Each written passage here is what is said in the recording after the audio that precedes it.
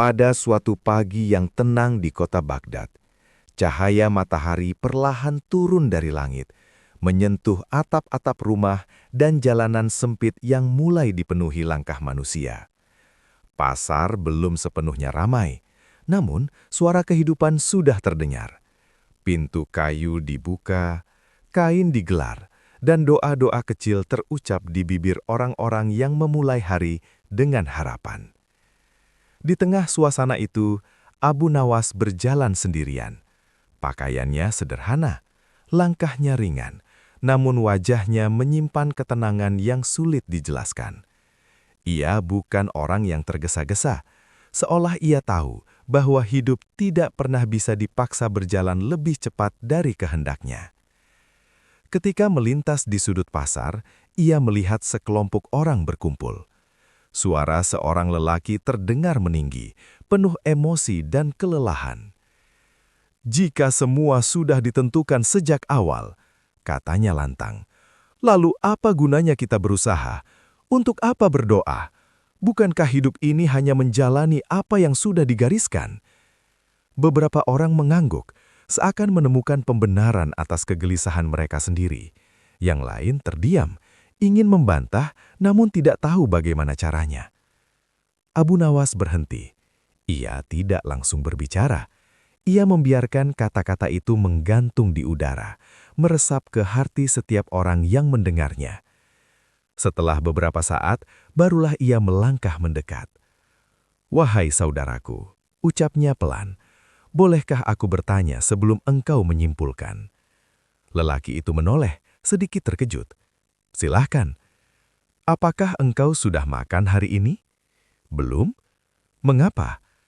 "Karena aku belum mendapatkan makanan." Abu Nawas mengangguk perlahan.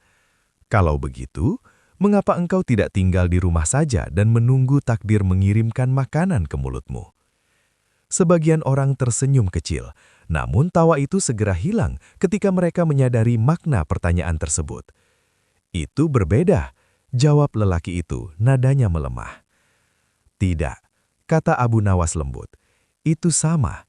Engkau bergerak karena lapar, dan engkau berbicara karena hatimu lapar akan jawaban." Kerumunan menjadi hening. Lelaki itu menghela napas panjang. "Aku lelah. Aku sudah mencoba, bekerja, dan berdoa. Tapi hidupku tetap sulit. Maka aku berpikir, mungkin memang beginilah takdirku." Abu Nawas menatapnya lama. Tatapannya bukan tatapan orang yang merasa lebih benar, melainkan tatapan seseorang yang memahami luka. "Apakah engkau tahu," katanya perlahan, "perbedaan antara takdir dan keputusasaan?" Lelaki itu terdiam. "Takdir adalah keputusan Allah yang tidak bisa kita ubah," lanjut Abu Nawas. "Namun keputusasaan seringkali lahir ketika manusia berhenti percaya bahwa setiap langkah kecil tetap bernilai di sisinya."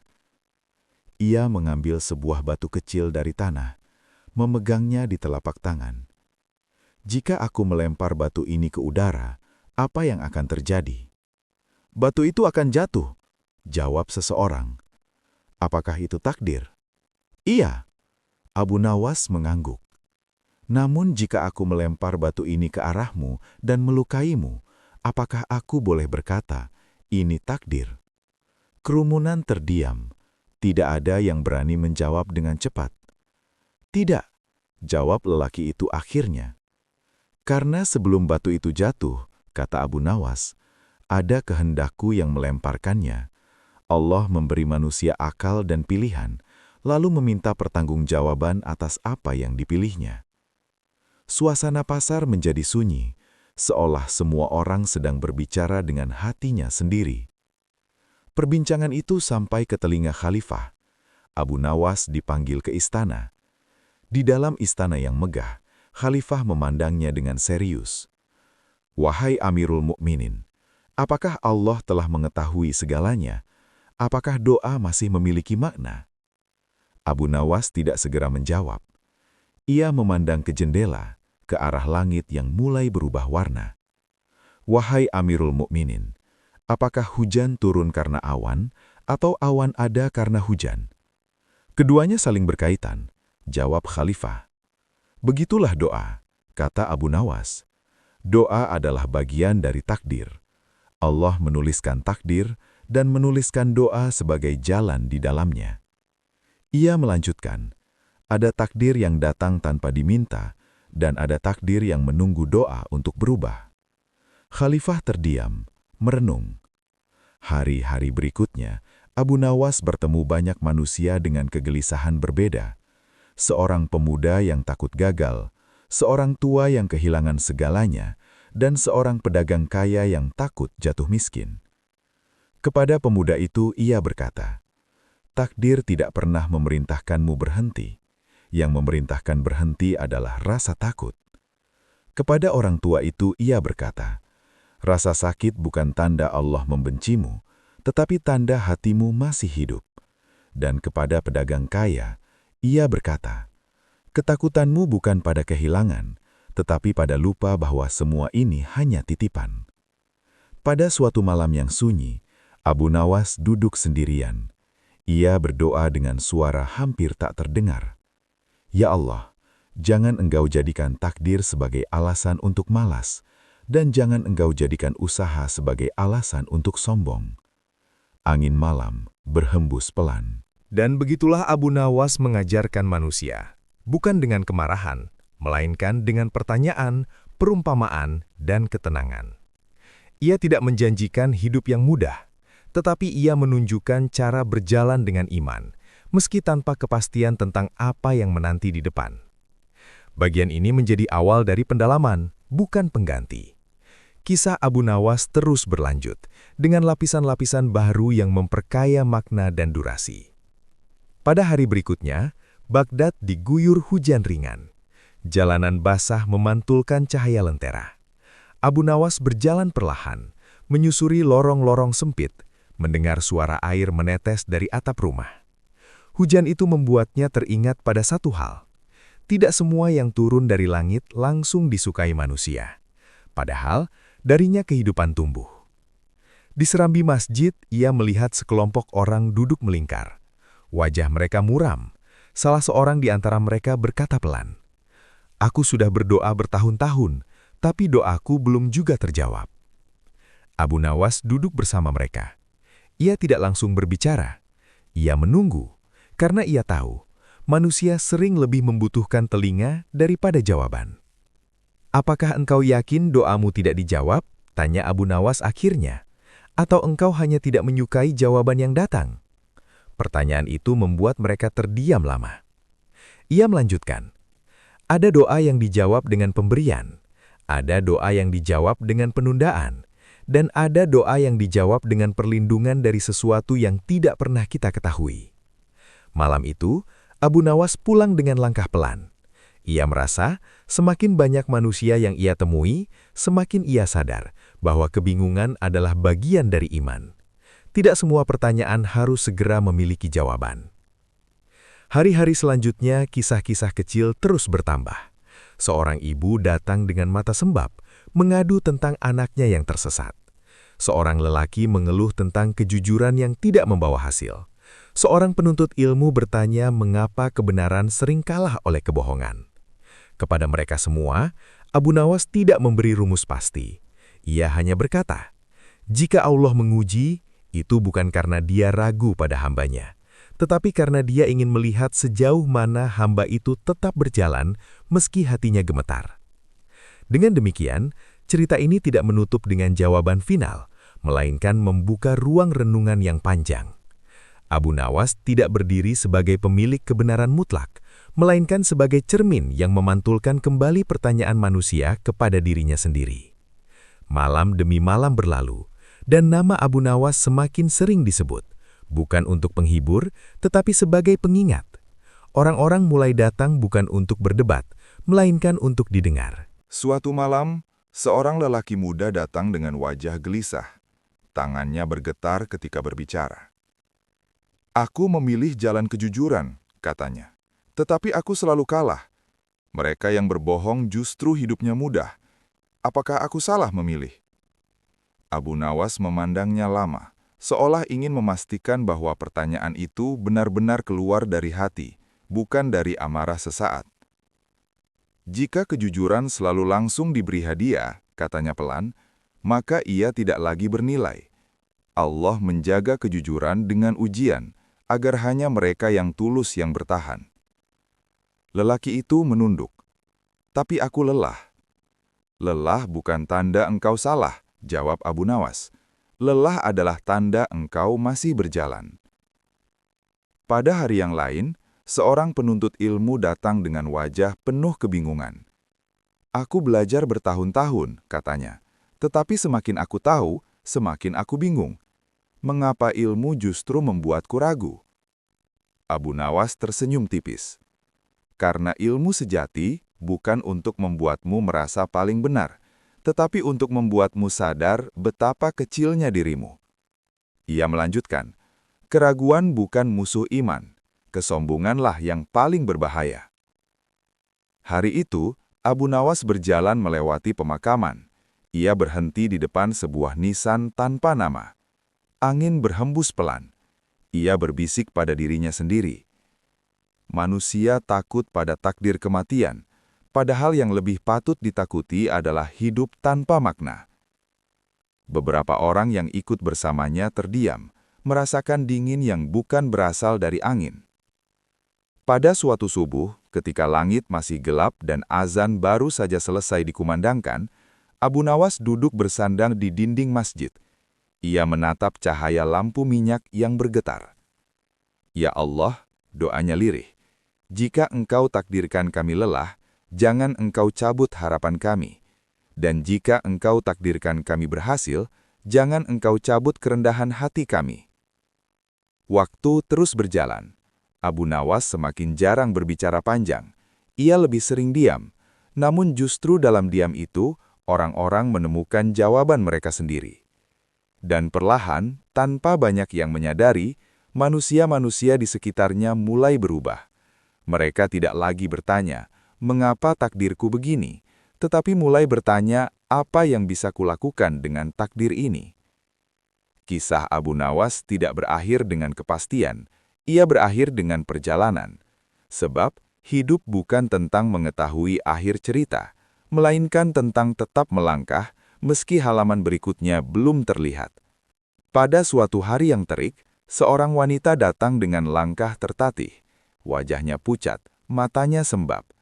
Ia duduk di hadapan Abu Nawas tanpa berkata apa-apa cukup lama, seolah kata-kata telah habis sebelum sempat terucap. Aku sudah berdoa, katanya akhirnya, suaranya nyaris tak terdengar.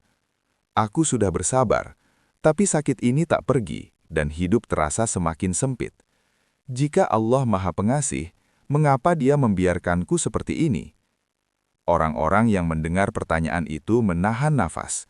Pertanyaan itu bukan sekedar kata-kata, melainkan jeritan hati. Abu Nawas menunduk. Ia tidak menjawab segera. Ia tahu, jawaban yang tergesa hanya akan melukai.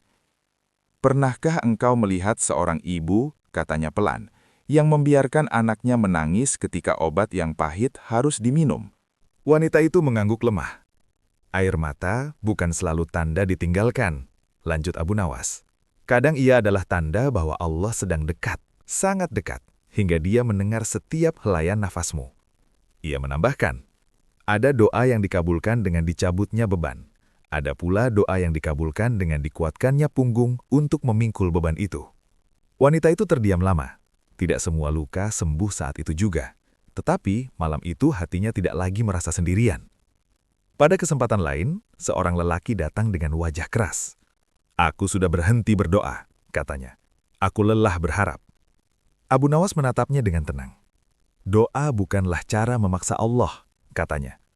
Doa adalah cara agar hatimu tidak putus darinya. Ia melanjutkan, saat engkau berhenti berdoa, bukan Allah yang menjauh, engkaulah yang memutus jalan pulang. Lelaki itu menggertakkan giginya, lalu menunduk. Ada sesuatu yang runtuh di dalam dadanya. Malam itu Abu Nawas berjalan sendirian di bawah langit penuh bintang. Ia merenungi betapa manusia sering ingin jawaban cepat atas luka yang dalam. Seandainya manusia tahu, bisiknya, bahwa setiap kesabaran sedang menulis kisahnya sendiri. Hari demi hari, kisah-kisah itu bertambah. Tidak semuanya bahagia, tidak semuanya berakhir dengan perubahan nyata. Namun satu hal mulai terasa. Manusia-manusia itu tidak lagi berjalan sendirian di dalam kepalanya. Pada suatu subuh yang dingin, Abu Nawas duduk lama setelah sholat. Ia tidak bergerak, seolah ingin menetap di antara doa dan dunia. Ya Allah, doanya. Jika Engkau tak mengubah keadaan kami hari ini, jangan Engkau biarkan hati kami mengeras karenanya. Ketika matahari mulai naik, Abu Nawas berdiri dan melangkah pergi. Tidak ada tepuk tangan, tidak ada sorak. Hanya langkah-langkah manusia yang kini lebih tenang. Dan begitulah takdir bekerja. Tidak selalu dengan perubahan besar yang terlihat, tetapi dengan perubahan kecil di dalam hati, yang perlahan, tanpa disadari, mengubah cara manusia memandang hidupnya sendiri. Namun, ujian terbesar Abu Nawas datang bukan dari manusia lain, melainkan dari dirinya sendiri. Pada suatu malam yang panjang, ketika kota terlelap dan suara dunia mereda, Abu Nawas duduk sendirian di ruang sempitnya. Lampu minyak hampir padam, bayangan di dinding bergetar seperti hati yang gelisah. Ia telah mendengar begitu banyak keluh kesah manusia. Ia telah menenangkan banyak hati, tapi malam itu hatinya sendiri terasa kosong. Ya Allah, bisiknya. Aku pandai berbicara tentang sabar, tapi mengapa aku sendiri merasa lelah? Untuk pertama kalinya setelah sekian lama, ia merasakan takut yang jujur. Takut bahwa kata-katanya hanya menjadi penghibur bagi orang lain, sementara dirinya sendiri kehilangan pegangan.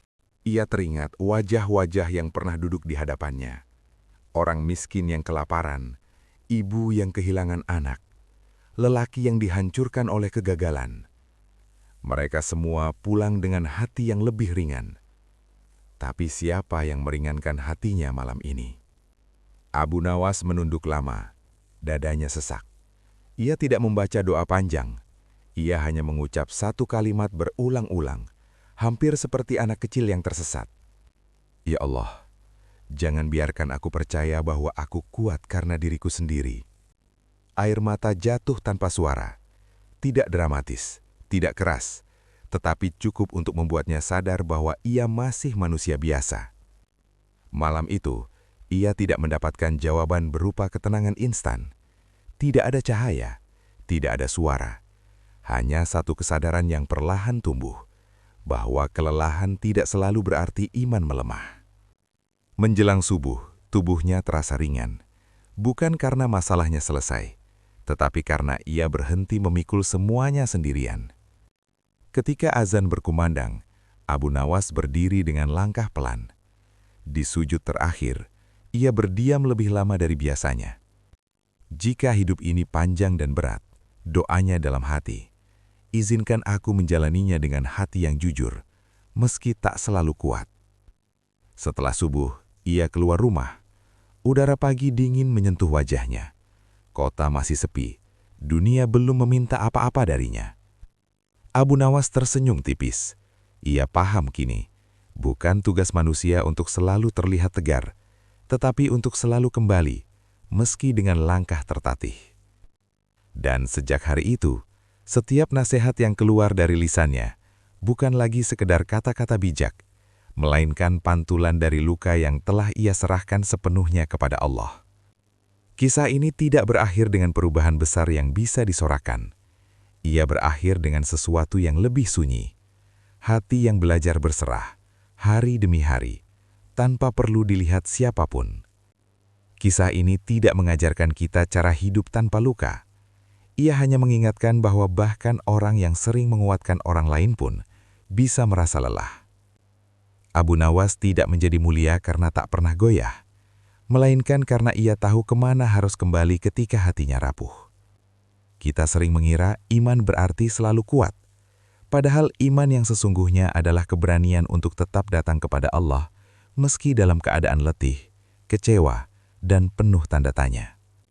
Doa tidak selalu mengubah keadaan, tetapi ia mencegah hati kita mengeras saat keadaan tak berubah. Dan mungkin itulah bentuk pertolongan paling halus dari Allah, bukan dengan mengangkat beban seketika, melainkan dengan membuat kita mampu memikulnya tanpa kehilangan arah. Jika hari ini hidup terasa berat, ingatlah bahwa berserah bukan berarti menyerah. Ia hanya cara manusia mengakui keterbatasannya dan mempercayakan sisanya kepada Yang Maha Mengetahui.